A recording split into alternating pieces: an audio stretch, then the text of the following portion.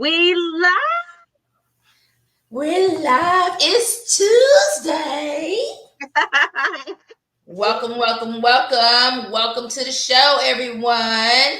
Welcome to the show. Hey, welcome to the show.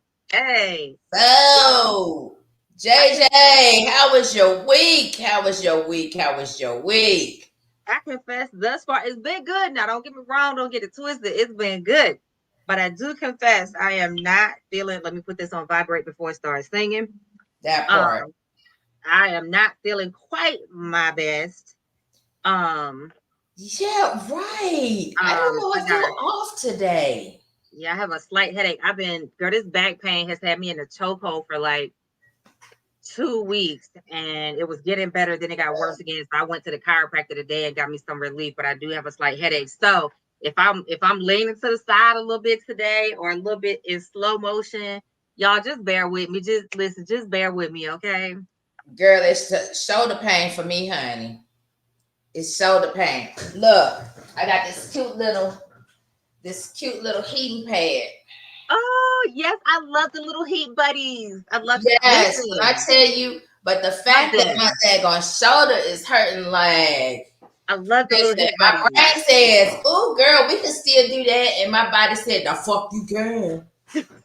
look, and it'd be funny because I have the one that you can put in the microwave. So I have the plug-in ones, and I have the ones you can put in the microwave. And it'd be real funny when they stop me going through security in the airport, and they have to do the rub downs with the little chemical thing to make sure it's inside of it. And I'm like, for real? But okay, listen, have at it, test all. Hey, do it. I'm just like, yeah, my body. Hey, oh man, my body feels like it has been through some sort of rain. Y'all doing? Good. How you doing? Awesome, fantastic. The other way probably is better, Jay. The other way is probably better. Why? So what? Like this one? Yeah. Why you like this way better? Because I be sliding and stuff, and you know that little frame like that. Don't you know that's why I didn't do television? I did stage because I could be larger than life. But then when you got me confined to a box, that's why I didn't do TV. Nobody puts baby in the corner. Right. Oh man, how was your week? It is the same as every week. Amazing with a dash of fantastic. What up, sir? Welcome to the party. So how's your week been, Miss Lady? Real talk. We ain't even pick a topic this week because there were so many things that we were considering. So many things. You know what? We'll just figure it out when we go live. We're gonna do it off the cuff like we've done in the past, and sometimes those have been some of the best shows, I think. So I know right before we went live, you were talking about something about a football player. Yeah. So I want to talk about Tyreek Hill because I did watch the video, and I really think that they saw a black guy in a fancy car. One of them seemed to be a little bit more aggressive than the other one. If you go watch the video, just look up the Tyreek Hill detention. Like even the Dolphins are calling for those police officers' heads. And on the footage, he said, "Just take me to jail," because they was trying to harass him. They threw him down, all kinds of stuff.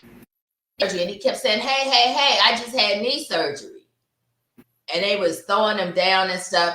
The thing is that some of these police officers, let's just be real, some of their asses was fucking bullied when they was in school. And that's why they became police officers, is a lot of them have unresolved stuff from childhood where they were, like I said, bullied, and they want to bully people. A lot of them wind up bullying people. I absolutely agree. I said I absolutely agree. I think a lot of people, and this is just my personal opinion through conversations I've had through the years with different people, but a lot of the people that I've met and had conversations with in the military, in different higher powered positions in the armed forces of any kind, in the police, whatever, oftentimes do it because they wanted to be able to have that power, and it's a power position for them to be able to have that authority to hold it over people's heads, to get back at the people that, you know, not even so much. Sometimes they weren't bullies, but sometimes they got some real mental health issues going on. You know what I'm saying? Sometimes they just want to feel more important because a lot of times they were overlooked. Right. Yeah, they just want to be in power. And it's the same reason why, and don't get me wrong, because y'all know I talk about mental health all the time, but I think it's the same reason that a lot of people get into the mental health field. They're trying to understand themselves, or they want to hold some type of position of authority over other people. And so they get into therapeutic spaces where they can control the outcome for other people. Because I've heard some shit about certain therapists, and I'm like, how the fuck do they have a license, like, at all? Right. How are they not in jail for some of the shit that they're doing? You know what I'm saying? So I don't know about this particular situation because I haven't watched the video. I had somebody else bring it up to me right before I jumped in here with you, so I haven't watched it yet. But I could absolutely agree with you on. I think it's a power play for a lot of people. And you know what? And a lot of times, like, let's just keep it real. If you are not happy with your station in life, just put it like that, and you encounter someone who, okay, disclaimer, I did not see him, but he sounded Hispanic. He sounded Hispanic, and so was his name. His name sounded Hispanic as well. And a lot of times, a lot of the Hispanics look down on Black people anyway. And so it could have been a touch of all of that going on. He already pissed off. And then if you think that you better than us anyway, and yet, like I said, that car looked like it cost more than all of their salaries put together. And so you already pissed off because you got this Black man driving this fancy ass car and you didn't know who he was. And then when other football players were getting out of their cars, when they saw him pulled over because they was trying to get to the stadium for the game, they handcuffed their ass. Oh, wow. Right. So just some fuckery going on all sides. Mm-hmm. Yeah, wow. There's more to it. And then, you know, just like that police officer that beat George Floyd, how it came out that, you know, he had a history of jumping on folks. A lot of them do. Just like that police officer in was it Arkansas or Oklahoma, the one that was raping all those streetwalkers. And the one that told on him, she was Black. Mm-hmm. And she was also a drug user. But she told on him, and because, bless you, and he said, who gonna believe you? Bless you. Do you remember that story, old man? I have no idea, though. Yeah, it was a few years ago. You know, I do have some comments. And when they found out he had been doing that all over town on his shift. And it was always people in a lower station in life that people were less likely to believe. Well, I will share this with you, and I'll say this. When it comes to people of power, oftentimes the people who are most abused are those who are in position to least defend themselves. And that works a lot of things throughout America. Those people who can defend themselves the least is often the most victimized. Now, I'm going to share this with you, and this is my belief, and as it relates to those police officers. I think it has very little to do with the fact that he was a Black man in a nice car. I think it's very little to do with that. I think it has more to do with, for some reason, he said something that pissed off that cop. And the most dangerous, stop knocking on his window. Yeah, the most dangerous one of the most dangerous things in the world is a pissed off cop. All right, now, because this person has the ability to abuse you and take your life legally, and nothing you can do about it. And this in Tariq Hill, and I'm gonna be honest, he need to be thankful he walked out of there with his life without being extremely hurt. There's no doubt he was abused, but they're going to say they didn't violate policy and they'll get away with it. But one of the things that police officers are tasked with to be professional, they are tasked with the de-escalation.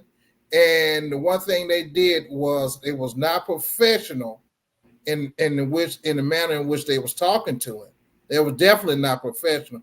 And they also was antagonizing. But they do this type of stuff a lot, and they get away with it a lot because oftentimes what they do is say those antagonizing words, those belittling words, and it causes a reaction. And that reaction that somebody does is the thing that they can use to justify bringing you out of the car and the way they did. Because you have to, if the police officer tell you to step out, you have to. I don't care what the reason you don't think, for whatever reason, you have to step out of the car. Now, once you get out of the car, they want to chest you up, body you up, and provoke you to respond. You literally have to do this. Grab your pockets, grab the outside of your pants, and just squeeze them and hold them. Because if you lift your hands, that's causing a reaction. One of the things they often do is they constantly say, stop resisting. Hell, they know you're not resisting. When they sitting on your hand, you can't move your hand, and they telling you stop resisting. They saying that for the camera. That came about, when they had the New Orleans fiasco, hurricane, and those cops were down there. A lot of time they was beating people, and one of the things that people quickly learn to do is this right here. The first thing they said is, I'm not resisting. I'm not resisting. And they kept saying that while a cop will abuse them. And that would be on camera. And they'll use that to justify arresting or penalizing the cop. Because guy clearly saying you're not resisting. Well, police officers, they learn fast from that. You know, they learn to always say, stop resisting, stop resisting. Let me see your hands. Let me see your hands. Stop resisting. And they quick to say that.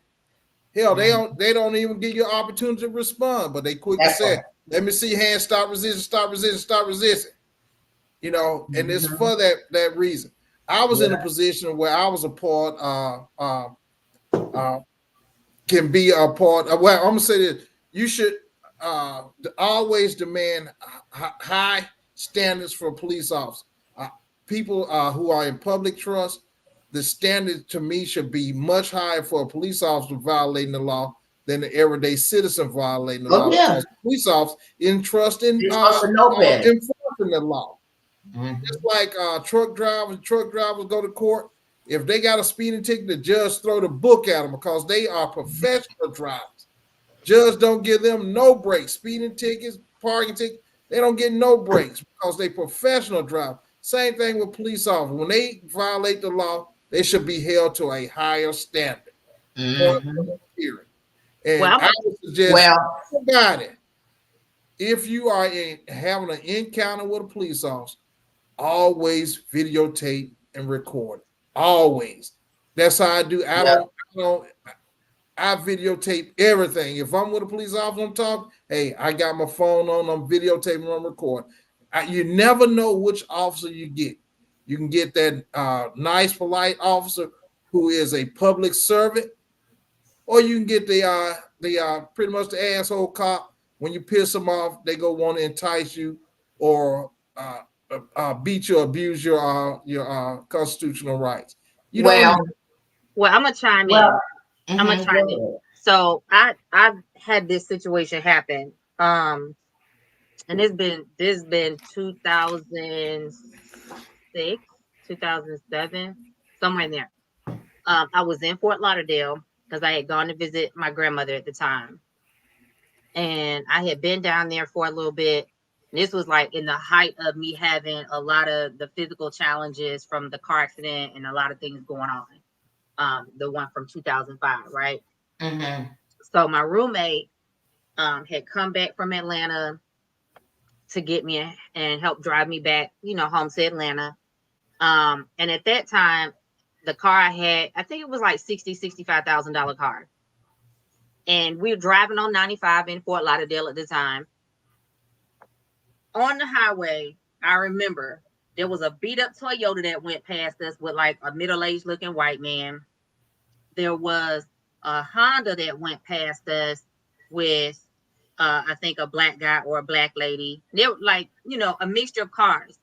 Mm-hmm. Now, notice I said went past us, right? Right. So that meant we was all speeding, but they were speeding faster than we were. Right. So the cop pulled up, got behind us. Woo, woo, woo.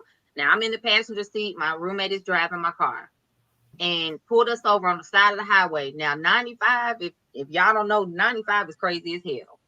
And yep. So like we're trying to sit in that emergency lane and the cop has pulled us over and we're trying to avoid the traffic and stay safe and figure out what he's doing. So he gets out and walks up to the car and he initially comes on my side. He don't have a choice because he can't stand in the traffic, to get to the driver's side. Right. So we're asking him like, hey, officer, what happened? What's going on? Can we ask why you pulled us over?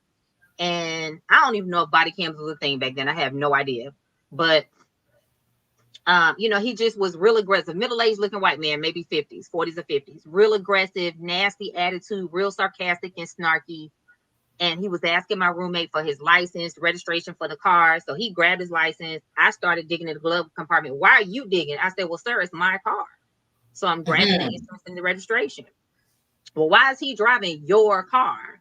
And that led to this whole thing. And I'm trying to explain, I have health issues, muscle spasms. He's driving me right now, but this is my car. Well, I need to see your license too. And it just keeps going and keeps going and keeps going. And I'm like, okay, can you not be so abrasive? Like right now, you're literally screaming at me. And I understand you're trying to talk over traffic, but you're screaming. That's really not necessary. Can you back up a little bit? Because by this point, he was almost facing my face in the window, just being nasty and again, going back to something you said, he was trying to provoke. He was trying his best to provoke one of us to say something or do something that he could use, because he couldn't justify. When I kept asking him, well, if you're saying that we were speeding, how fast were we going? Well, he couldn't tell us a number. And then I said, well, if we were speeding, how did you pull us over when 4 other cars went speeding past us? How did you decide that we were the ones you wanted to pull over? And again, we were the nicest car in that little group, right? So, he just kept belittling us and talking crazy. And he went back to the car, ran. There was nothing he could pull. There were no tickets. There was nothing, nothing on either one of us. So he came back to the car talking crazy again. And by this point, let me really paint this picture for context. By this point, I'm starting to have muscle spasms because I had a head injury. Stress. Right. No, not stress. I had a head injury. I had a brain injury. So it had damaged the drum in my right ear. And I forget part of my left eye. Something was damaged. So all the light from his car and all the fastness of the car going by and all the noise and him screaming was overwhelming my brain, and it started spazzing out and sending, crazy signals. So that's what was causing the muscle spasms, right? So my body starts spasming, and I'm trying to tell him like, hey, can you just back up just a little? Like, this is starting to overwhelm me. I have a brain injury. I'm trying to explain to you what's happening. And he's spazzing out and yelling. I said, can you call an ambulance? He said, no. So I had to get on my phone, because by this point, he left my window when I asked for the ambulance. He left my window, went back to his car, called for backup, came back gun drawn to my roommate's side of the car. So I had to get on my phone and call 911, because I understood if I called 911, even if they didn't send the ambulance, they had to record it.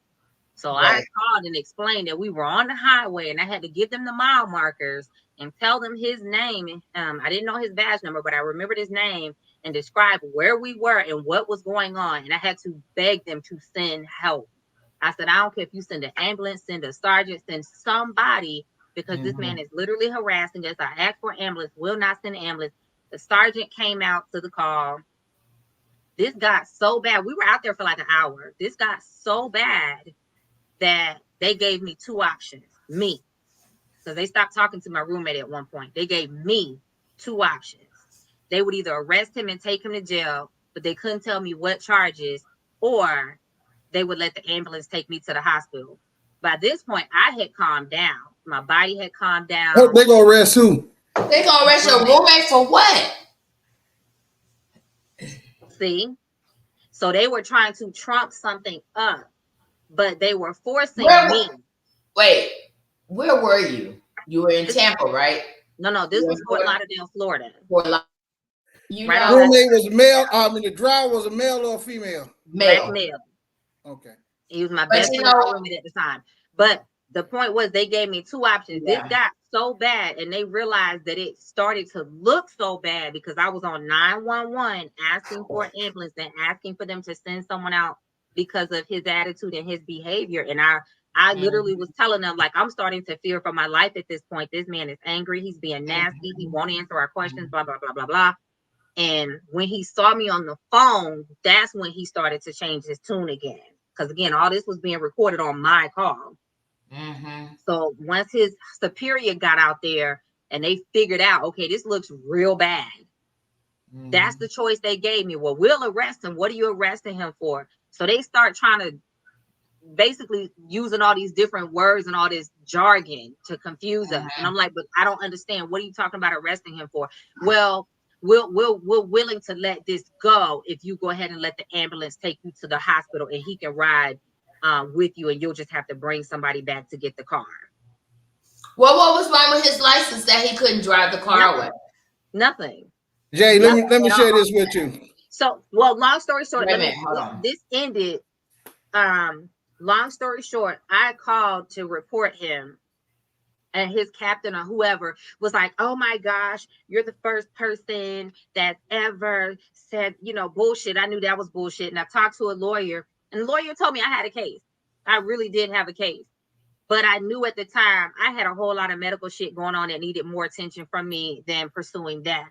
My point in sharing that is it happens every day. It does. Black while driving. I don't care if you're a black man. I don't care if you're a black woman. I don't care if you're in a Honda, Mercedes, or whatever. It doesn't matter. It happens every day, black while driving. And even to this day, I was doing nothing wrong in that moment, and neither was my roommate. And even to this day, even when I'm not doing anything wrong, like I still have a trauma response from that. And that was 2006, 2007. So when they pull me over or I see, and I rarely get pulled over, I might be speeding every once in a while, they might tell me slow down. But even when I see cops go past me, my heart starts pounding. So I don't know what happened with the football player and who said what and who did what, but I can understand, you know what I'm saying?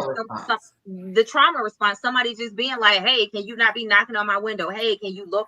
Because they do talk to you like you're a fucking animal sometimes. They do talk to you like you're less than or like you're the trash on the bottom of their shoe just because they're in that position of authority or they feel like they have the law to back them up. And most of us don't know the penal codes. We don't know the laws verbatim. So we can't sit there and go toe to toe with them. But I do agree with what you said, oh man, like anytime I get pulled over, I don't give a fuck what it is. I've had an officer pull me over to tell me my tail light was broken.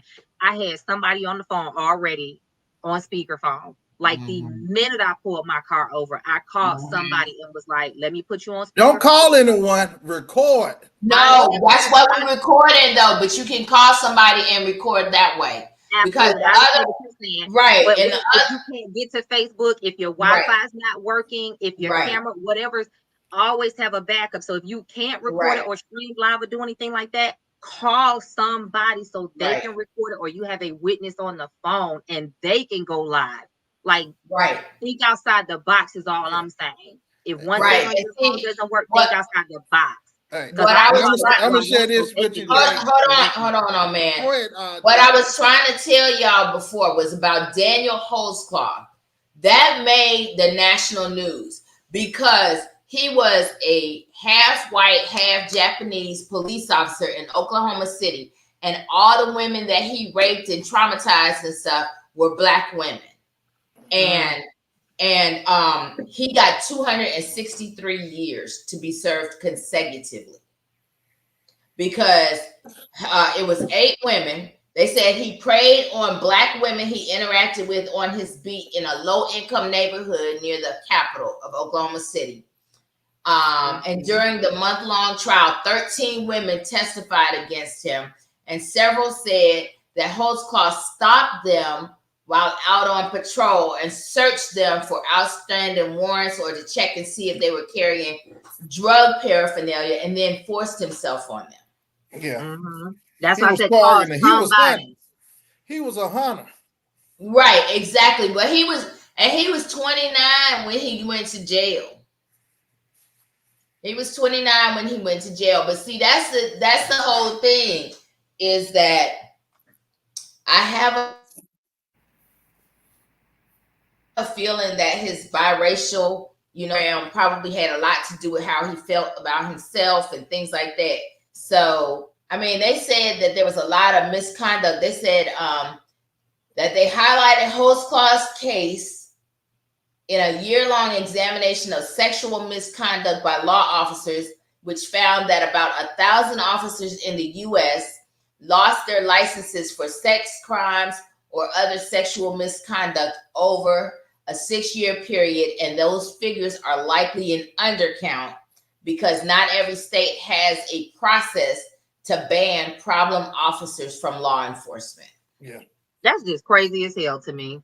Right, because you're saying that other police officer, the one that recently that they found out was he was in 6 different jurisdictions in 4 years. That recent police officer, what happened with that police officer? He either beat somebody, shot somebody, or something. He shot somebody. He was in 6 precincts in the last 4 years. Wow. And he shot and killed somebody.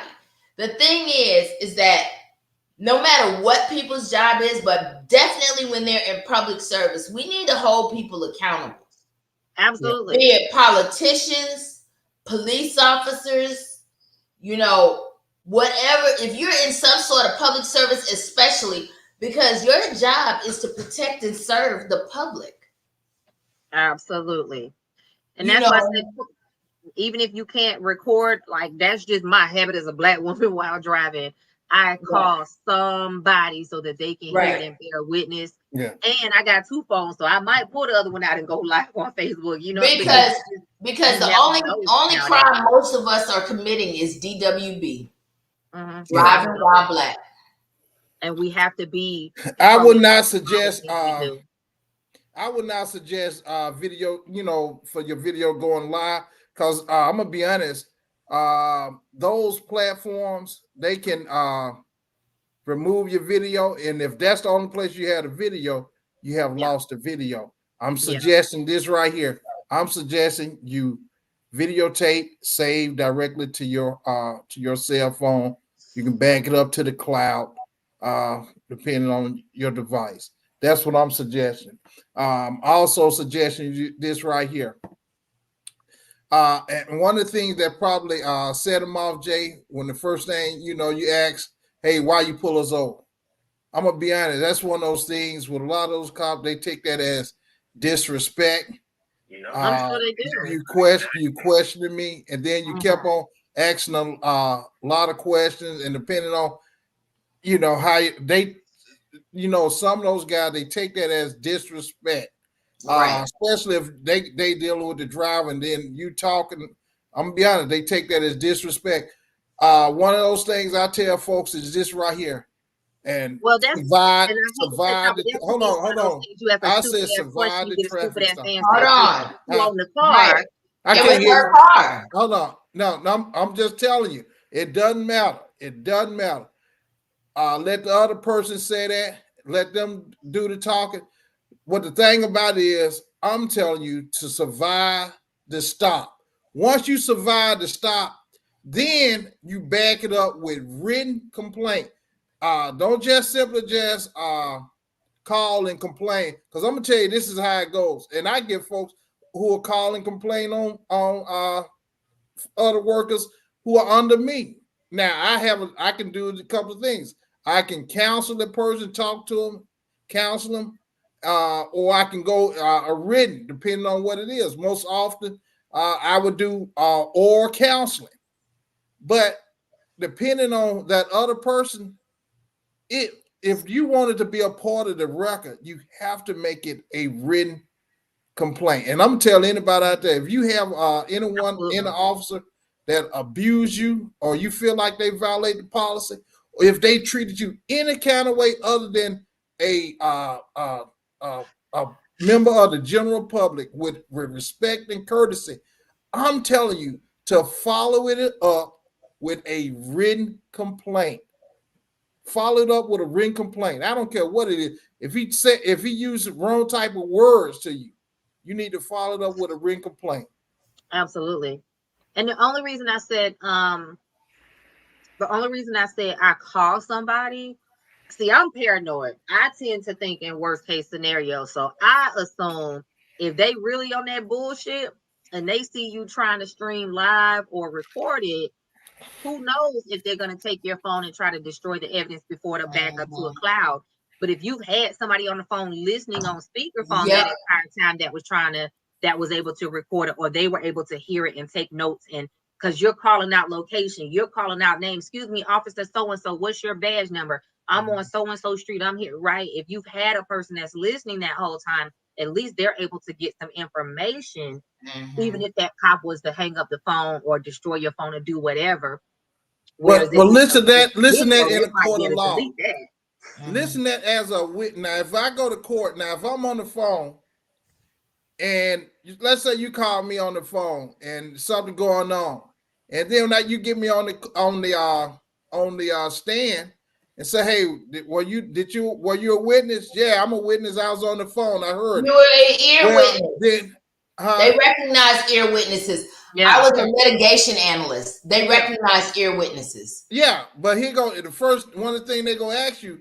What did you see when they did this?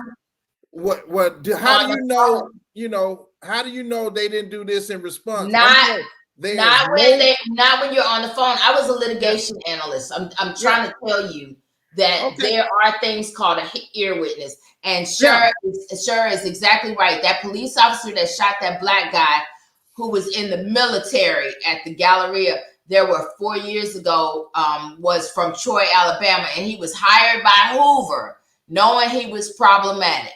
And he had physically assaulted several black teens in Troy. Absolutely. And that's the thing, is they knew he was a problem. Yeah. They knew he was a problem. It was documented in his records. But see, the thing is, and then the guy that hired him quit. He resigned. He resigned in the middle of the investigation. Well, that's why I said keep those documenting those interactions. Yeah. Because they never would have known he had a problem had it not been actually documented. And that's the thing, is report these fuckers. Yeah.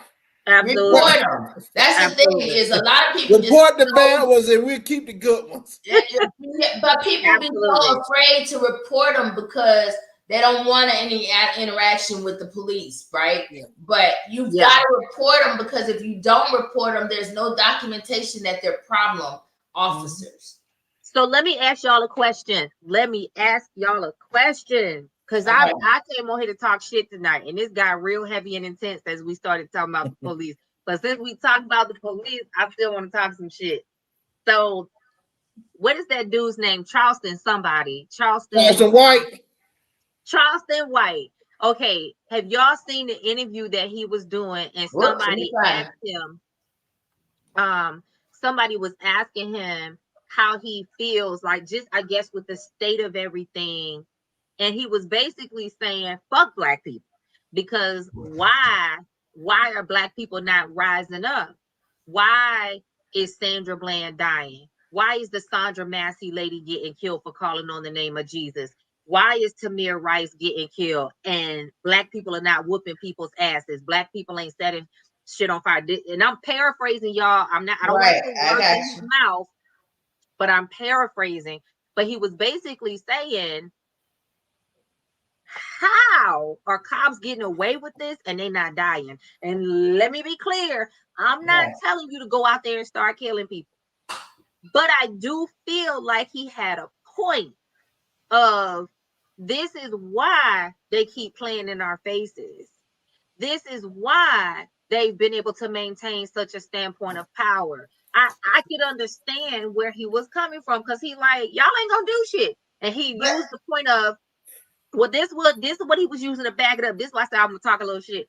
He used the point to back it up, that I think he said one of his friends died. Somebody close to him died. Something happened, and he was basically trying to rise up. He was trying to get some shit started.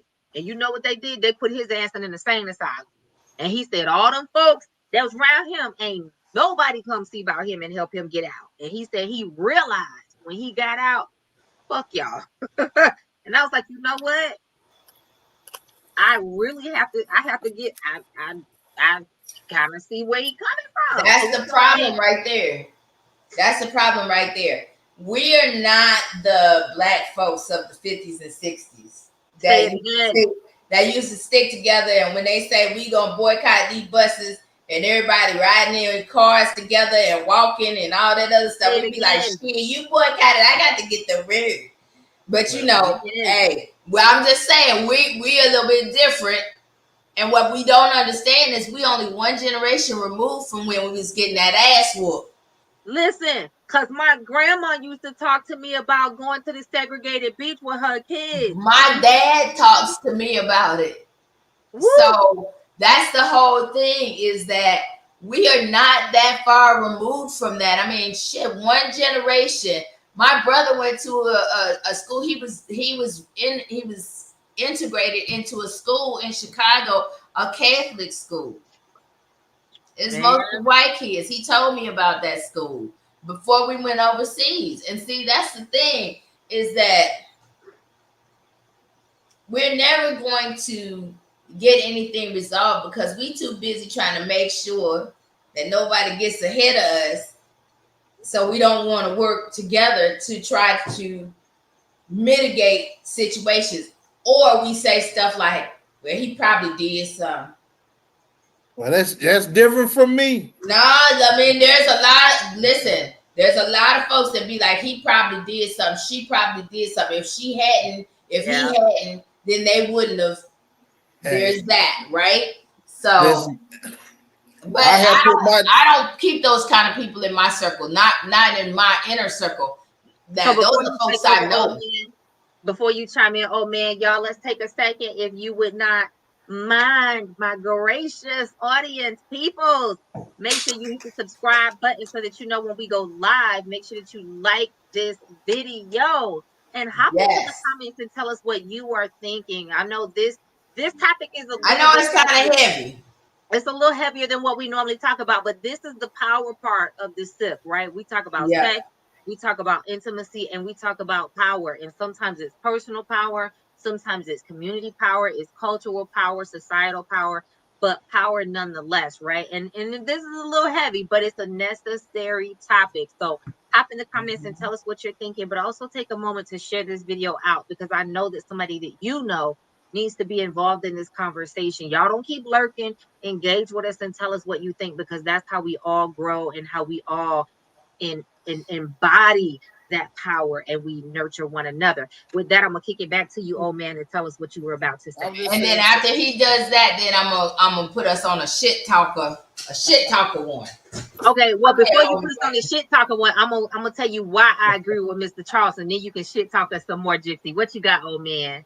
Well, I'm just saying this right here. I have put my job on the line many times for someone else, simply because it was the right thing to do. And and I think that's what the problem is. You got people, you get enough where you get comfortable and you don't want to lose. I don't want to lose the things I want to lose, but I do know this right here. If we work together, we can be a whole lot better for everyone. And you get separated from the bunch or from the group, then everybody suffer. They can take you apart that Right. way. I didn't, I have walked in supervisors for folks who have been fired and say, hey, we want them back. Well, they already gone. I don't care how you get them back. You get them back. Right. And we all walking. And we have done that many times. Have somebody do it for me.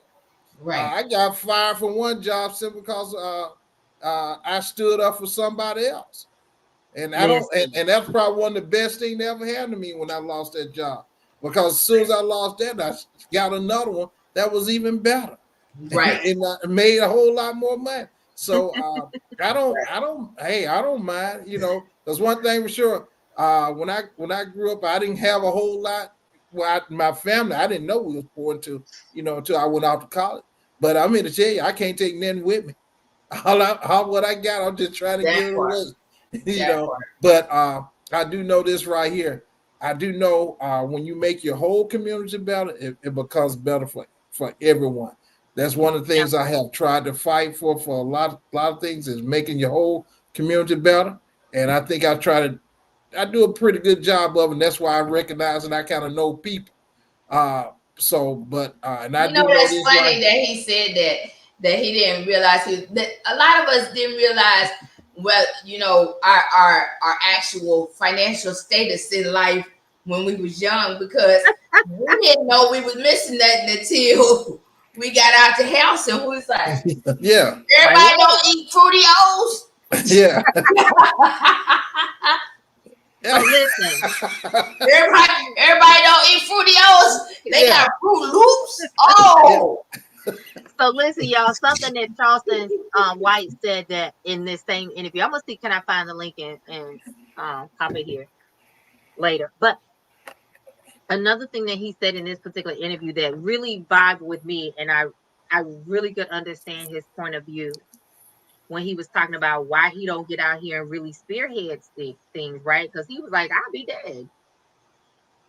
That hit my soul. Because see, I had that realization a couple of years ago. I had people that would always ask me, Jasmine, you're so fiery. Why you not on the front lines with stuff? Why you not out here in the street trying to push things? I said, because I got a Malcolm X type mentality and energy. By any means necessary. No.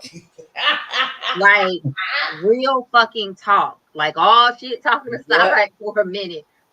I got a Malcolm X type mentality and energy. And I had to recognize that about myself. Right.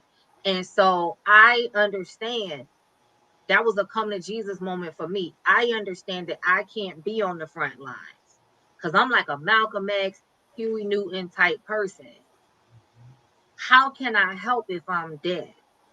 You get what I'm saying? If my rage is what's propelling me, because I got a lot of it. Like I'm a warrior type, no holds barred. So if I allow that to unleash itself and be the driving force, and that puts me in a certain type of energy, in a certain type of space, in a certain type of experience, me and the ground don't help anything here. Right. So I had to step back from that and recognize I am better served behind the scenes, helping to propel other people. Whether that be through financially, through donations, whether that, I don't care if I help cook you food because you doing something of importance, right? I don't care if I'm your safe person and you come talk to me and I pray with you. Whatever that has to look like, I had to recognize that I am better served behind the scenes to help other people be on the front lines who have a calmer approach. More politically correct approach. That part. Because being a fucking martyr ain't helping nobody. You understand? It ain't helping martyrs. Nobody. Yeah, they kill martyrs. They kill martyrs. Being a martyr ain't helping no motherfucking body. So right? But then, right? They be like, I remember Jay. She did talk shit about us and talk, and she tried to fight for us. Yeah, back then. Right. But who took Jay's spot? Who took Jay's spot when they put her ass in the ground? Understand? Well, nobody could see. They made her an example. Understand? Because this ain't been another Malcolm X. You understand? Sorry. That's the whole thing. So, Is they put them in the ground, and other people, they say that's an example of what the fuck can happen to you if you don't shut the fuck up. Exactly. So I'm not saying that we can't fight, but I'm a believer that our money is one of the most powerful ways that we can fight. Not even necessarily being loud. Our money. That's why I love trying to support Black business. But you know what? Oh, that's Lord. what I love. That's I love that I love to support Black business, but why is it that they want to treat us like shit when we come to their business? Like no lie. I was in Atlanta. And I was at Honey something, and it was a Black business. And when that white man walked up, she acted like I had been standing there for 10 minutes waiting to talk to her and order my damn food. Girl, I don't know. And I said, you know what? Won't get my money again. But see, that's the whole thing right there. Is that if we spend our money in our community, because let's be real, a lot of us spend cold hard cash because we can't get credit because they won't give it to us. Yeah. Right? So if we spend our money in our community, and then the people who run our businesses in our community do right by the people patronizing the businesses, man, we would be something else. We would have power out the yin yang. So here's my response to that. These are not conversations that we grow up having. We don't grow up having conversations about customer service. We don't always grow up having conversations about running business. We don't grow up having conversations in most part or on average about passing the business down, about passing the family legacy down, about passing the generational wealth down. Those are not typical conversations in our household. Now we see it more frequently because there are plenty of Black millionaires. There are plenty of Black people with money. We just don't see it represented in the media.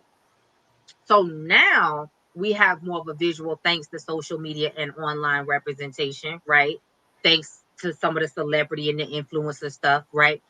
But I blame the family unit. We have to take personal responsibility to start educating ourselves to have these conversations, which leads me to another thing I want to talk shit about.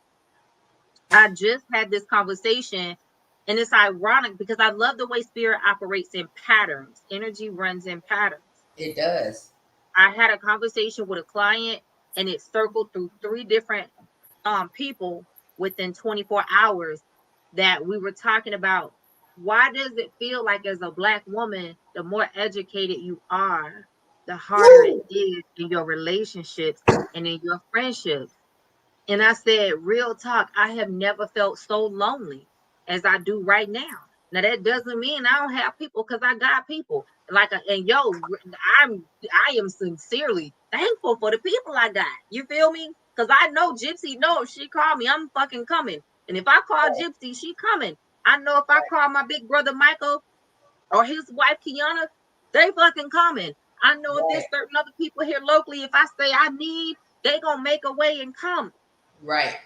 But that circle is very small, somewhat intentionally, but also because the more I dare to dream and push myself, and Benny and I have talked about this, and I think Michael and Kiana and I talked about this on previous episodes.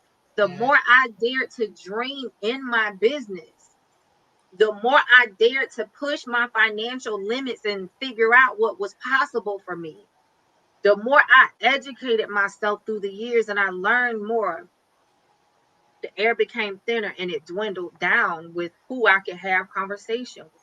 And even when I tried to talk to the people around me about goals and dreams, what I would hear when I would go on vacation with my friends is, why you on the phone?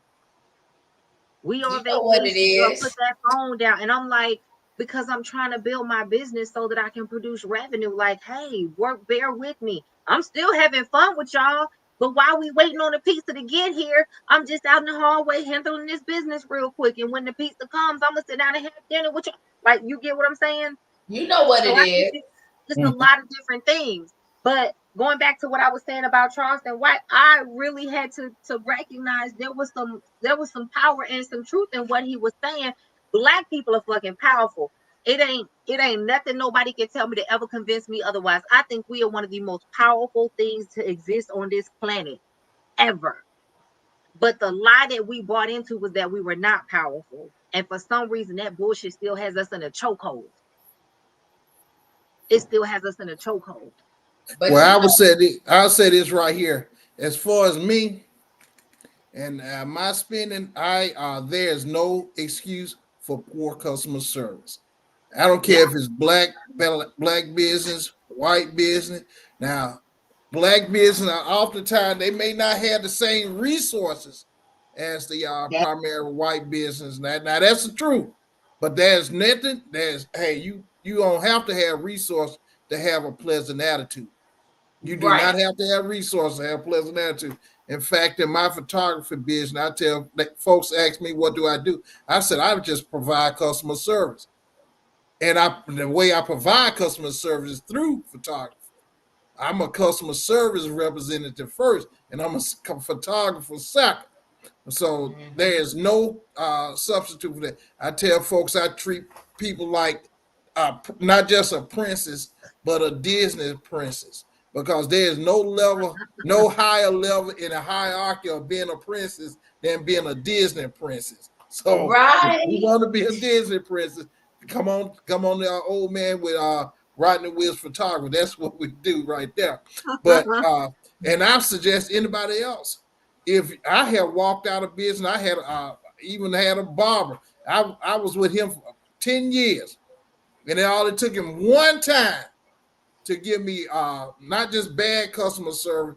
You know, I done got bad haircuts, but I will not tolerate bad customer service. Your attitude and all that. You can go walk in the direction in inner city and find a barber. I go to certain barbers not because you cut well. I go because of the conversation. I go because of the customer service experience that you give me. It's the same thing with any customer. I mean, people I go to where I go spend my money. I go for the experience. I go because we have built a relationship, and I choose you simply because I know my money have a direct impact on you, and that's why I go to you. That's why I go to certain people. And if you don't treat me the way I feel like I should be treated, I'm not coming there. And I'm suggesting anybody else out there, if you're not being treated well by whoever you spending your money with, go somewhere else. Oh, absolutely. I like what Sean said. Our people spend about $300 billion a year. If we invested in ourselves, we would be running this country. The thing is, though, Sean, you know, I love you. I love the fact that you bring a lot to the table. But one thing you got to remember is that, we spend about $300 billion, but a lot of times there's a lot of jealousy. And why is it that we also want to shortcut each other? Like, if I have a business, you ask me my price, I tell you my price, and then you always trying to let me get a hookup. Deal. Like, you don't ask the white man for a deal. Why you gotta ask me for a deal? Yeah. If he tell you it's $100, you pay his $100 and tax. I tell you it's $100, you say, what about 50? What if I buy two? If I buy two, hell, it's but you know what? I think some of that's just old ways of thinking of not even trying to cause harm or be malicious, but I think that's that old way of thinking of trying to hold on to everything because we're so afraid we're going to lose it because of what generations have been through. They only do it to us, though. They will pay anybody else's prices. They will pay anybody else's prices without trying to bargain. They only try to bargain with other black people. I done seen it go both ways. I done seen people. They only like to bargain with black people. And you know what? And the reason I say that, the only reason I'm interjecting and saying that, Gypsy, I try to play both sides in people's favor. Yeah. Devil's advocate. That being said, we are also operating from our limited capacity of what we experience in our circles, right? So in our small circles, we're experiencing certain people. But I've seen it both ways. I've had people come and pay me more money than they were willing to pay someone else, right? And I've had people try to, finagle me and nickel and dime me and then go pay somebody else full price. What I learned to stand on as a Black woman, and it's interesting, I think we talked about this before you had joined us. My friend witnessed this in living live color a few months ago, because I go walking and hiking. And I've talked about me as a Black woman here in the South in Alabama having to force myself to be mindful about taking up space, intentionally taking up space, because we are raised to take up less space, to reduce ourselves, to be quiet, right? Yep, not me though. My ass loud as fuck. Right, but it's not even about the loudness. It's about the physical presence. It's about the physical awareness, all of it, right? We're taught, don't be so loud. Don't be so assertive. Don't be so aggressive. We're always too much of something. So my friend witnessed this, because a lot of times people don't know what that looks like. So we were on the walking trail one day, and this white guy, he looked like he was, young 20s. He had this little dog walking, and he was walking towards us, and he thought it was funny and okay to let his dog lengthen. He had one of those retractable leashes, and he thought it was funny to let the dog kind of walk over in front of us. And I was like, sir, get your dog. And it basically came down, I know you weren't with us yet, Rodney, but it basically came down to me having to tell him, I will shoot that fucking dog. Mm-hmm. Like if I got a fear for my life, because I don't know your animal. Now, I love dogs. Clearly, I got 3 of them at this point, right? I got 2 pups and my baby, Smokey. Mm-hmm. I love fur babies. I don't know your dog. I don't know how friendly or angry or vicious or whatever. I don't know what that dog's purpose is. What I do know is I've asked you to get it, and you think it's funny. Right. And so when we walked around the second time, I saw him. I couldn't tell the first time, but I saw him push that little click thing to lengthen the leash so the dog can take up space and walk over in front of us. And I looked at him, and I put my hand in my little fanny pack to get my gun just in case I needed it. And he saw me and pulled his dog back. And my friend was like, oh my God, now I see what you mean. Because in his mind, that dog had more right than we did as actual human beings. You get what I'm saying? And that's the second time that's happened to me. It was an older white guy that was walking with his dog and his daughter. And same thing, he let his dog actually run up to me, and she was doing all, and I was like, sir, please get your dog. I will shoot this dog right now. Get your dog. Because he refused to put her on a leash. And I think it's just generations after generations after generations, really probably centuries of inbred thinking, behavior, expectations, culture, experiences on both sides. Right. You know what I'm saying? And so now, when they say I'm not my ancestors, I don't necessarily agree with that, because it took some strong motherfuckers to live through what they lived through and us to still be here. It took some strong motherfuckers to have dogs loosed on them, to have water hoses turned on them, to be beat, to see their. Girl, I know I'd have been shot, because my mouth, I'd have been shot. But think about the fortitude that it took to live through that kind of stuff and still be here. And so I thank God that my ancestors were as strong as they were, because that meant that we made it to be here in this moment. That being said, again, we're speaking from our limited field of experience. That's why I had to start expanding my circle, because what I realized in the limited field that I was exposed to, those people didn't want to expose themselves to anything else, right? They were comfortable in what they wanted, what made sense for them. So I knew in order to be safe and to have people that understood my vision, I had to expand my circle. And going back to the Charleston White thing, like I said, I'm not advocating going out there and just shooting people, but I do feel like I'm gonna use a scripture for this one: the heaven suffers violence, and the violent take it by force. Yeah. Like sometimes talking ain't gonna get it. Now, what that violence looks like, we got to figure that part out. But sometimes talking is not enough, and the talking ain't gonna get it. You get what I'm saying? Sometimes the peaceful protesting ain't gonna get it. Sometimes the writing letters to Congress ain't gonna get it, because we've been doing that shit for how long? And too long. Them bitches stormed the Capitol and they at home chilling. Yeah. And meanwhile, some of them locked up. Hey, but how many of us would have been dead if we did it? You understand? Right. Hey, Jay, I want to say this because I know we've been on that topic, and I know we had somebody. I don't know who. I saw this on the link where we had a ex-husband. Yes.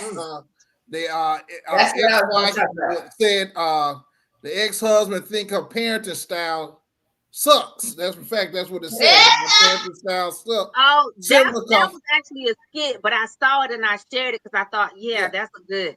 Right.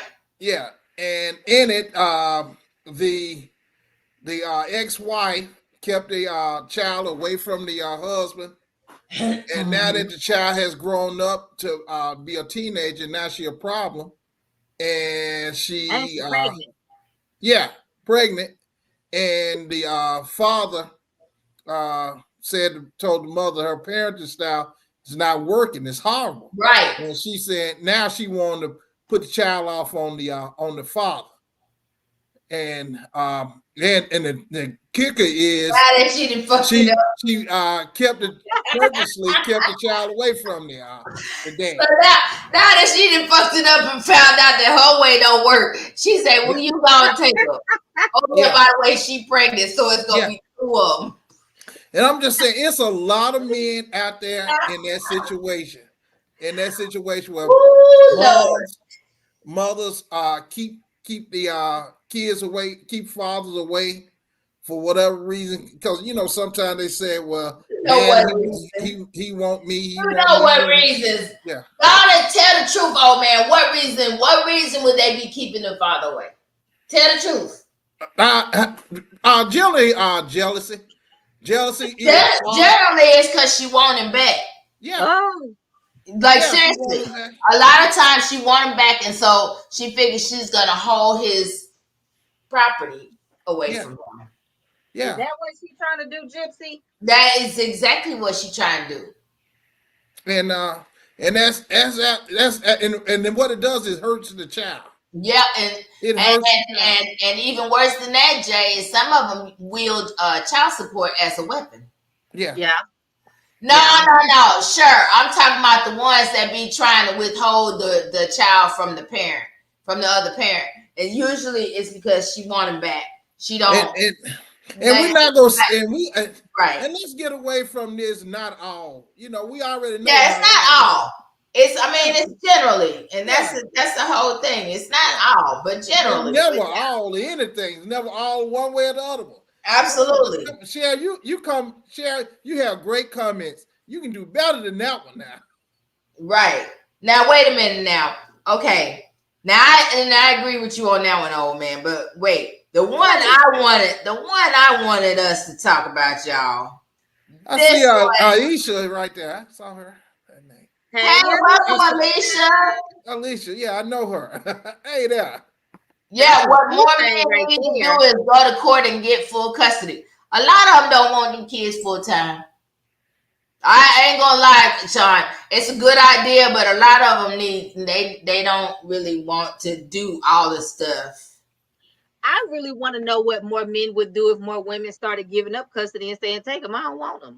I think you'll have a lot more kids in a whole lot better situation. Open that door. Open that door and take these kids. Statistically said children raised in homes with a father for the most part, end up in a better position than kids who are raised in You know home why? with just a mom. Because men are a little bit more strict. We're more nurturers, to be She honest. said a lot less, baby. Well, yeah, because men are more strict. Like a lot of times they, especially if it's a girl going. And I could be wrong because again, I don't have any living children, but I really believe if more men had to take true full responsibility and not just be the part-time weekend daddy or the every other weekend daddy, and they had to have full custody, I believe there would be a lot less babies. Because it's easy when you get to walk away and then go be in the household with another woman and have babies, or you just pick them up when you want to and be dating. But when you're fully responsible, it's easy to judge the woman when you don't have to deal with it. I got dogs. Ooh, Them Lord. motherfuckers be ready to I'd be ready to throw them in the backyard and not let them back in the house.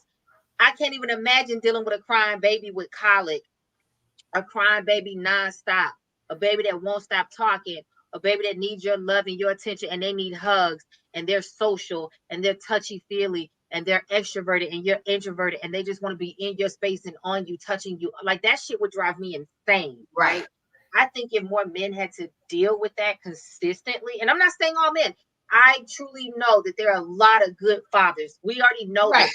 But I think a lot of the dudes that be talking shit all the time under a lot of these posts, I think if more of them had to deal with these kids full time, it would be a lot less kids. I agree with Alicia on that one. Sean said, I think this right here. If you really want to reduce the number of babies, don't worry about making men trying to increase their participation, because good fathers are going to do that anyway. All you have to do is just look at that 10 to 12% of men who have 85% of the babies. It just so happens to be that the same women are chasing the same set of guys. All you gotta do, women, is make better decisions. That's because the guy is a mirage, and she don't even realize he's a mirage. But my thing is that my thing is that if you baby mama number three, what makes you think you gonna be different from baby number 1 and 2? Listen, because I'll give you 2. Everybody make mistakes. I'll give you 2. We trying to do right together. But if I'm number 3 and I'm number 3, ain't no fucking way. Ain't no way. I got that $1 million. No, you don't. Let me tell you something.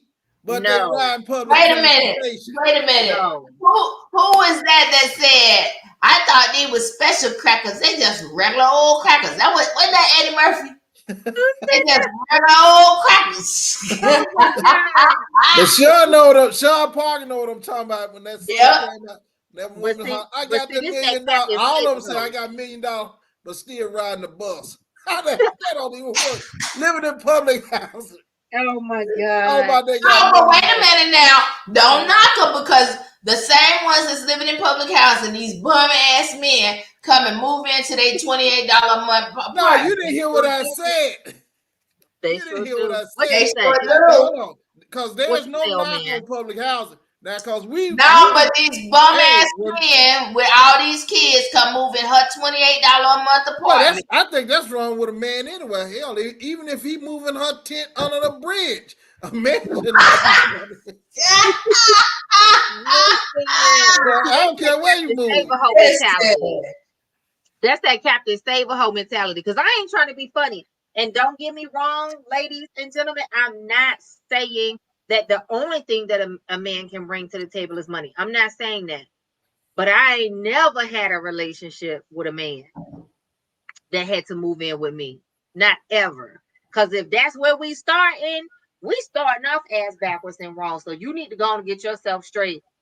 If anything, you need to be bringing something to the table that's going to help enrich my life as a woman and make my life easier as a woman. They don't want to, because they know that if you listen, let me tell you, you're right about the Captain Save-A-Ho thing. You want to know why they like to get needy women?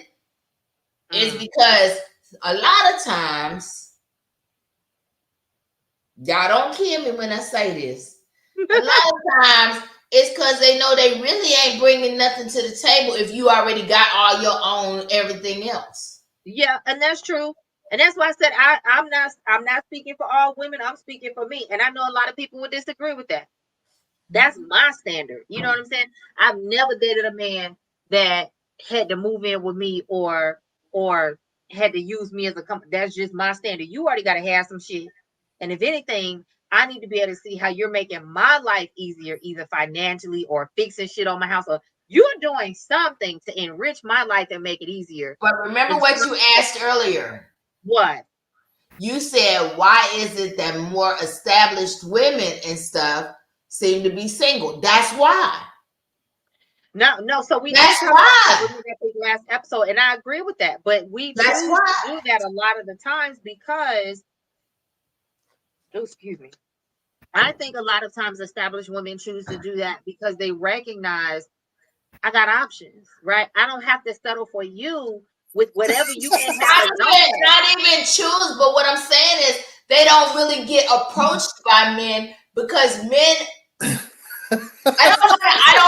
I don't want to use this. I don't want to use this word, but I have to use this. No. Listen, I don't want to use this word, but it fits. A lot of times, men who don't have as much going on are intimidated by women that do. Go to hell, old man. What? Shut the hell up. To get to them not being approached, though. No, not approached by certain men. Okay, yes, I'm with you. Get approached by raggedy ass men who try, but I'm saying, you know what I'm saying? Because I hate to say it, but a lot of men, especially when they're established as well, and then they know you're established, why the fuck are they trying to compete with us? But they do. Hey, let me dispel a couple of myths. With their spouse, which is stupid. Yeah, that's a whole different Let the old man dispel a couple of myths. Hold on one second, old man, because I want you to be able to dive into that. Let me catch up on these comments, and then I'm gonna kick it to you. And Gypsy, that's a whole different conversation we'll have to dive into on another episode. Because Lord have mercy. Sean said, "I'd rather have my kids than be with a raggedy." Yeah, we know what it is. Sure said, if men wanted their children, they would have taken them when they left. Sean said that's not true. There are a lot of unsung fathers out there that can't even get child support from the deadbeat mother. That's true too. Lord. That is true. I'm talking about real men, not bums. I'm with you when you're right, Sean. Oh, welcome to your destination day spot. Okay. Hey, Destiny Day Spot, how you doing? Where the options at? I don't think it is intimidating, but men like dumb women. They don't do. That's okay. Yep, that's a good. They want needy women. They want needy women. That's the thing. Needy women. Oh man, shake your damn head all you want. They want needy women. And when you're not needy, that's a problem. Okay. Oh man, what were you getting ready to say? We caught up on the comments. What point were you about to make to dispel a few things? Well, the myth of let me. My sister's an asshole. She watching. Hey, Suzette, she watching. Y'all, she Tell said. her jump in the comments. Wait, no. She sent a meme, y'all, and it's funny as fuck. She sent these damn pilgrim people. Hold on, I got to take this damn blur off because y'all got to see this shit. She sent these damn pilgrim people. Oh, when y'all see this, y'all gonna laugh. Look, then what she said, they want this, but instead they get these damn warriors.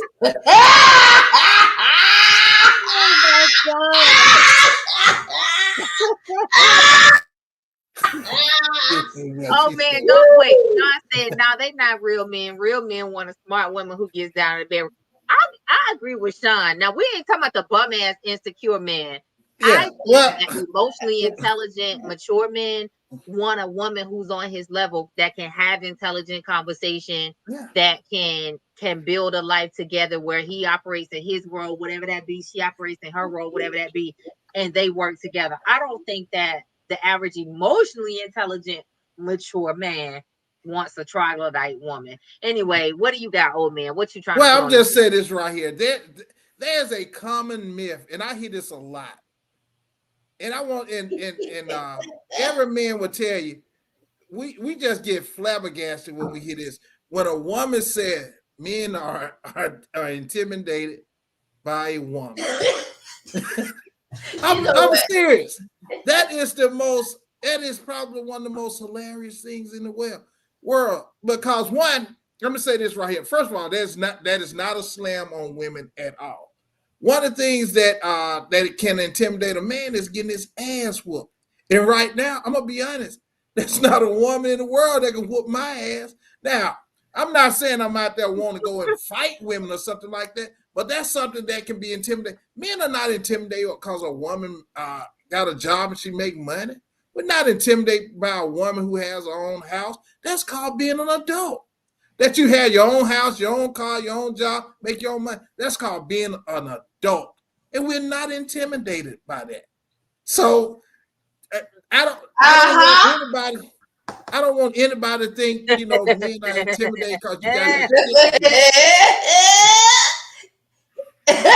You've been agreeing with Sean all night. Go ahead, agree with him now. Agree with him now. Agree with him now. Sean said he would beg to disagree, sir. Wait on. Yeah. You are wait a minute. Right. Sean, you are absolutely right. There are some soft men out there. It is. Right. I'm not. But wait a minute, hold on. And then my sister sent a follow-up. She sent a follow-up. She said, y'all ever met somebody's family and be like, oh, that's why they act like that. The whole family fucking retarded. Yeah. Now, I can't go with that word now. That's that R word. We can say that R word, but I won't go with that word. Yeah. And racism. Now that's my friend Jennifer. Welcome, Jennifer. And I like that. She said, and race is a factor. They like white women because they can walk over. That's true because they like women who are not. Oh man, I'm with her when she right. Let me tell you why I say I'm with her when she right. We're not taught to be demure and stuff like white women are. White women are taught and groomed to go and get a husband. We're groomed to be strong. A lot of times we're taking care of our younger siblings and those kind of things. And so there is a difference racially. They're groomed to cater to, a lot of them go to college and don't even finish. They go to college to meet a man. Yeah. And they're groomed to cater to men. They're groomed to be quiet and let him lead and that kind of stuff. We're groomed a lot of times. So that has nothing to do with race, but it has to be. No, it does, because a lot of times all we see around us are strong women who are raising the household, right? You're talking about independent women, right? Absolutely, and when we see that, women, but I'm just saying. When we see that, we emulate what it is we saw. And a lot of black women, that's what we see. Because a lot of black men, I'm sorry, they for the street. And they was out there. Yeah, that 12 to 15%. Stop choking, Jazz. You know I'm telling the truth. A lot of black men are for the street. They for the street. And then when we see, you know what I'm saying? And so we have actually been unfortunately groomed to be strong. And the thing is we're not allowed to be soft, because you can't be soft and strong at the same time. It's hard. It's hard to be soft and strong. That I will agree with. That's been a big complaint that I've had in my relationships through the years. I was always told that I was emotionally unavailable. Right. That part. And I think it wasn't that I was not available. I think that exactly what you said. So many of us had to become a certain way based on our circumstances, right? Mm-hmm. So many of us had to become a certain version of ourselves in order to survive in this set of experiences that we had. And the way that I started explaining it was this: if you want a woman to be a certain way or behave a certain way with you in the experience that you have with her, then you've got to create a set of circumstances that allows her to respond in a different way. If you want the softer version of me, then you've got to create a set of circumstances that allows me to take this version that has had to respond in this way and put her to rest, and then allow this version to come out because she's different, right? And because you create a safe space for me to let my guard down and say he's going to make sure I'm okay. And the thing is, when you get to the point, oh man, where you always having to take care of yourself and make sure you're okay, it's hard to step back and let somebody else make sure you're okay. And the problem, and then you know what the problem comes in though, oh man, you don't trust nobody to make sure you're okay. Why? Because the few that you did try to make sure you were okay let you down. Okay, now this is what I'm gonna say about that. All right, you say you got to create the space so you can be more that allow you to be the more feminine person. Well, I'm telling you right now, that means you're not gonna be the one that's gonna be attracted to you. You either feminine or you're not. You either masculine or you're soft. You're either strong or you're weak. You're not gonna be. You're not gonna be. I'm not gonna look at you and say, "Nah, that's not true. You can be strong out of necessity." I'm not gonna look at. You're a man telling a woman how she has been almost like a Grace Jones and expect for you to look like Halle Berry. I'm not gonna take a Grace Jones and turn. No, that's a difference. That's a difference because what you're doing is you're equating how a person looks with whether they're strong or weak. No. That's not necessarily true because Grace Jones has a very strong masculine characteristic. Halle Berry has a very soft feminine characteristic. You're not gonna turn one. That does not equate to how her behavior is. But you don't know how. I'm telling you what's going on. You can look. Let me tell you something.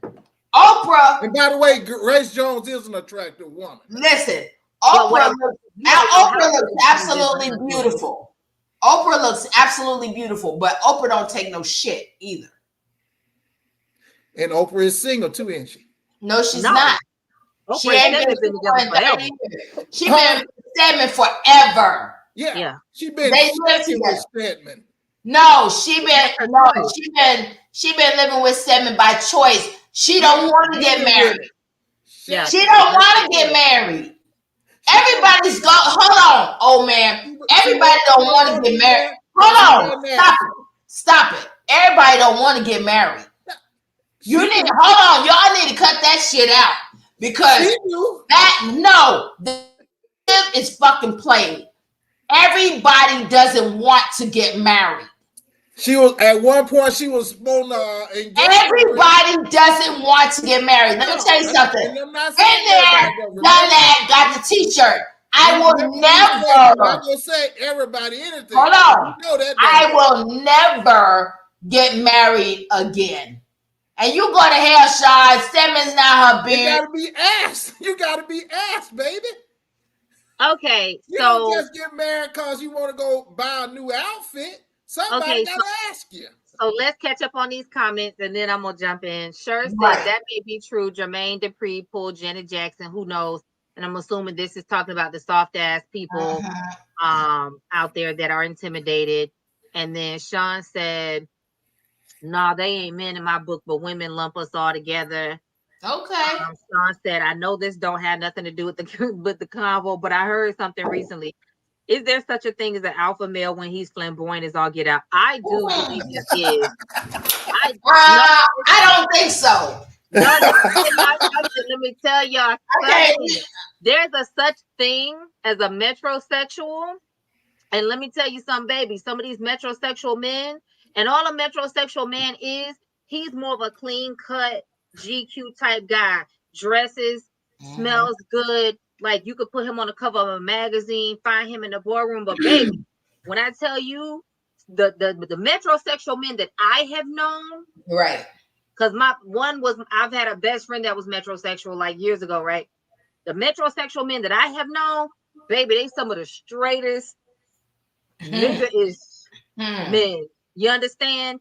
Alpha-ish men that I have ever met. Some of the cockstrong, what they used to, old people used to call them back in the day, cockstrong. They can pick up shit and move it, but they just, but they're flamboyant. But they're just more flamboyant. Yeah. But wait, why does he say metrosexual ain't flamboyant? The fuck they ain't. Yes, they are. Yes, they are. They are. They are very flamboyant. Because look, because that's what he said. Can come across as gay or bisexual, but they're not. Absolutely. Most of the time they're straight men. My friend Tony that live in Birmingham. He's a metrosexual. He looked like damn Morris Day, and I promise you, it would be a good example. And when I first met Tony, I thought Tony was gay. Tony is not gay. He's a metrosexual that's flamboyant, but he is a straight alpha male. I promise you, they be the most alpha. Yeah. I don't even really like the term alpha male, but if we're gonna use that, most of the matter of fact, all the metrosexual men I've met be the most alpha-ish men. They be the most cock-strong. That's what I'm saying. Prince was a good example. Prince was very, very flamboyant and stuff, but Prince was very straight. Baby, Prince was pulling more pussy than all of them put together. Like absolutely, with his high heels and fucking ruffles. How the hell you pulling women? You pulling more pussy than anybody, and you got on ruffles and high heels. Well, he's Look, Prince can get it, okay? Prince is an entertainer. Prince can get it, okay? Right. He's an entertainer. Bullshit. He was like that for real. Because Prince was a very small man. He's an artist. He was a small man. But the bullshit he didn't act gay. Go back and watch Purple Rain again. The fuck he didn't act gay. Yes, he did. Sean said, stop trying to ride for him. Sean said, Stepping is her beard. Go somewhere and sit down, Sean. Sean, go to the corner. Go to the corner, Sean, go to the corner.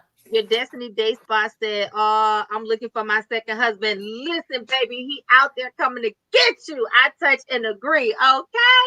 Let him find you. Let him find you. Sean said metrosexual ain't flamboyant. Yes, they ain't. They are. Yes, they is. Now, and I'm gonna be honest, you describing somebody as GQ, that to me, first of all, let me say this. Now, I don't think metrosexual, they smell good. They put more emphasis on their looks, on their right. They be in the mirror more than I think that's just somebody with fine grooming, with just grooming. No, shut the hell up. No, I'm like this. I didn't wake up like this. That took some time to get like this. That must be the new age. I shaved for this Zoom meeting.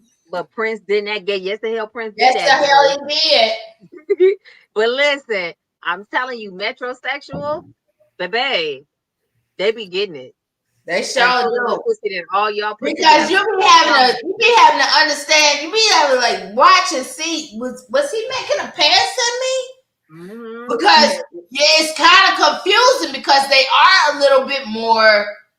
I would say I think refined. I think refined and being a gentleman. They're also more in touch with their feminine side.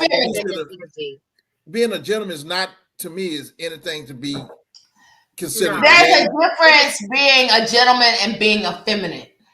Yeah, it's not about being a gentleman. It's about they're more in touch with their masculine and their feminine and allowing both sides to be fully expressed. Where I feel like, and this is just my opinion, I personally feel like most straight men are toxic because they're afraid of expressing their feminine.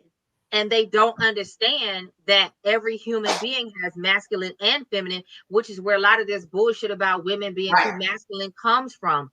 Right. No, that's not bullshit. You got some women out there just too. No. The reason we become masculine is because we have to. But let me finish my statement though. A soft woman would never survive in this world if all she could do was be soft. A hard woman would never survive in this world if all she could do was be hard. Exactly. Just like a hard man typically can't survive if all he can do is be hard. There's something that happens in life that breaks us to the point where we have to learn how to embody and embrace those different aspects of ourselves. We all get to that broken place because life forces us to learn and understand at some point that we have to express all those different pieces and parts. So I personally feel that's what's wrong with the average man in the toxicity that he exists in, is that he is trying to hinder his feminine side from coming forth instead of just, it should be a fluid dance for all of us, masculine and feminine being expressed. A lot of them are afraid that they may be bisexual or curious. That part. And let me also, on the flip side, let me be fair. Just another way. Let me also be fair and say, I believe that's what's wrong with a lot of us as women. We are pushed so far into our masculine for safety, for survival, for different reasons, and our femininity gets squashed down, and we don't get a chance to sit and I don't like fish. Fuck that shit. I don't like fish. What the fuck? Where that come from? You said we get pushed so far down. I thought you was trying to say we might be on both sides of the fence. No, baby, I don't like fish. Hey, listen up. Hey, Jess, I want to say so this. hard, and we're all that Miss Independent. We got to do everything for ourselves. We don't want to help the emotionally detached, right? We get so stuck in our masculine out of self-preservation and self-protection that we don't have balance with allowing our softness and our femininity to flow. So again, I think that's where the toxicity comes from, is that we're sitting on one side and not allowing the balance of both. Girl, Sean must be smoking tonight because he's making some good points. Sean said, when you grow up toxic masculinity, that's all you know unless you make it a point. Absolutely. Unless you make it a point to learn more about the world. So wait, Sean, I got a question, Sean. You mean men and women? Both? You're right. Yeah. Men and women both? Well, Sean, come back and let us know. But everybody, make sure you like, share, and subscribe. Like, share, and subscribe. You know, okay, so listen, people. Listen, let me just hour and a half. Sean, go to hell. I love Sean. Do you know I've known Sean? So I can talk to Sean like that. I've known Sean for 33 years. No, 1990. What is that? I can't count right now. Yeah, 34 years. 1990. Sean is cool. Sean is cool people. I love Sean. Sean does always make good points. Yes, you do, Sean. Thank you. Yes, and bro, we love you. We love seeing your posts too, man. We love seeing. Yeah, Sean is dope, man. Sean is dope. I'm mad that he moved from Baltimore and went down to Houston. It's too fucking hot down there. I ain't going down there. And Cher makes some good points too. You know, yes. We love all of our people. We make sure you like, share, subscribe. Cher's starting to come around and agree a lot with the old man. Make sure you tell people about us. And okay, so one last thing, y'all. Because y'all know we today was a wing it day. But one of the things that I wanted to wrap up with was, well, there's actually two things.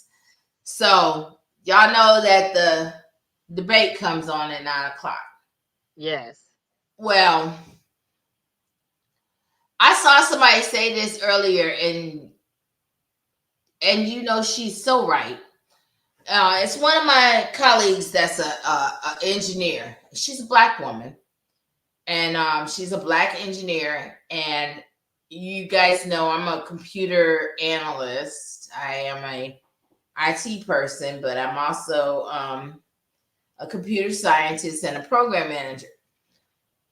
So a lot of us when we work in male-dominated environments, we are quite familiar with this. And what she said was, this race is familiar to many women. She's very qualified for promotion. He's unqualified, and yet it's still a contest. Mm-hmm. And what I said was, don't we know it? Because it makes it worse being a minority woman. They put you under a high-powered microscope, and we see that every day. Because the thing is no matter what it is you do, no matter how qualified you are, you could have the most stellar education and qualifications and experience, but at the same time, it's always going to be questioned, right? Every time. And that's sad. I want to watch the debate because I really want to see how they're going to justify how she's not qualified. This woman has been a prosecutor. This motherfucker's a felon. This woman, do you know what I'm saying? This, like, how are you going to justify how she's not qualified? But, I'm going to see and keep an open mind. I do like what Jennifer just said. I embrace my feminine side, but men think I don't need a man because of my stature in life. That's it. That's it. No, nigga, I grew up poor. I'm running from rats and roaches. Because she's taking black jobs. Shut the fuck up, Sean. She's not taking black jobs. Oh, but then again, being president is a black job, ain't it? With that being said, I gotta sneeze. Oh my God. With that being said, thank y'all for being all here. Thank you for the amazing comments and the engagement and conversation. As y'all come back next week. Round of applause. Make sure that you subscribe to the channel so that you know when we go live and we add content. Make sure that you like this video. And y'all watch the debate tonight. Like, seriously, please be informed. Be an informed voter. Not telling you who to vote for. What I'm saying is, I am. Shut the hell up. Vote Harris. What I am saying is be an informed voter. Make an informed decision. I have talked to too many people who say they want to vote for him. Why? Because they got that little letter in the mail that said he sent them a check. He didn't send you shit. Go. You know what? That was your money. Hold on. You know what it is? Those are people who did not watch Schoolhouse Rock. And they didn't know how a bill was made, and they didn't know that Congress writes the checks. Just because he had made them send a letter that said that he sent you that check doesn't mean he sent you that check. All right, raggedy people. Y'all came out the gate tonight. Y'all was rare. All right then. What I'm gonna say is, go back in your cages, Tigers. Wait a minute, your boy wants to say something before we go. I know we're finna get ready to go, but I'm gonna tell everybody, be sure to just to recap earlier. If you have any encounters with the police department, police officer, always record your interaction with the police. If you have something that you feel is unprofessional or something that you think is wrong, please follow up with a written complaint. And so, I'm just saying that, and then we go. I know we're finna get on out here. I absolutely enjoy coming to you guys, talking with you guys. Hope you guys learn something. Every time I come with you, and and let's just treat each other better and make tomorrow better than it was today. Hey, I'm gonna charge you to get out there to support a Black business today, tomorrow, every day. Build the community that you want to see intentionally. Support the people that are making a difference, whether you're cooking for them, babysitting, cleaning house, cleaning the yard, helping build their house, fix their house, telling people about them, whatever you can do to support them in every way possible. That's how we rebuild our community as a Black community, as a culture, as a people. That's how we are allies first and foremost to ourselves. We don't have to wait for other people to be allies, because a lot of times those allies are dangerous, right? Absolutely. So instead of waiting for other people to be allies, be your own ally and be allies to one another. I'm gonna leave y'all with that. Make sure. And you wait a minute, y'all. Before we get out of here, I'm gonna put some names in the chat that I want y'all to go look up. Go look up Charleston White. Go look up what was that other guy's name? Tyreek. Black Wall Hill. Street. Hey, Tyreek yes, Hill. yes. Yeah, Tyreek Hill, Black Wall Street. Yep. Tyreek Hill. And go look up Daniel Holzcloth. That is the police officer that I had told y'all about that had got those I spelled his name wrong. I'm sorry, y'all. That was the police officer that had raped all those black women in Oklahoma City. Like, educate yourself on shit that's going on outside of your community, because just because it's not happening in your neighborhood doesn't mean that it's not important. Because the thing is that, trust me, the stuff that's happening 2-3 states over could be happening in your neighborhood. You just ain't heard about it yet. That's right. Facts. So with that being said, y'all, we'll see you next Tuesday. Stay safe, y'all. We'll see y'all next Tuesday. Like the video, subscribe, share, and let's keep these conversations going, because that's how we empower ourselves. That's how we empower one another, our community, and that is how we heal. The more you know, Sean. Yes, absolutely. Absolutely, Sean. The more you know.